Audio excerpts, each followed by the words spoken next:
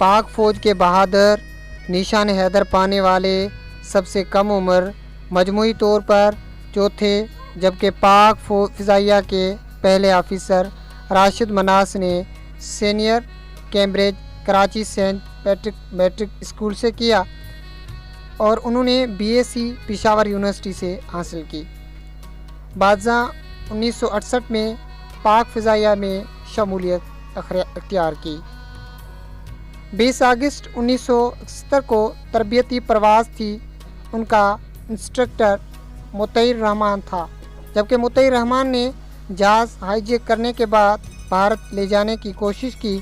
ज़ख्मी होने के बावजूद राशिद मनास ने जहाज़ को कंट्रोल करने की भरपूर कोशिश की। राशिद मनास ने वतन पर जान कुर्बान करते हुए जहाज़ का रुख ज़मीन की जानिब मोड़ दिया।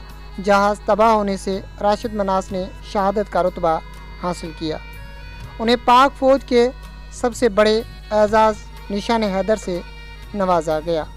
जबकि आज 20 अगस्त 2020 है और 20 अगस्त राशिद मनास का 48वां योम शहादत है।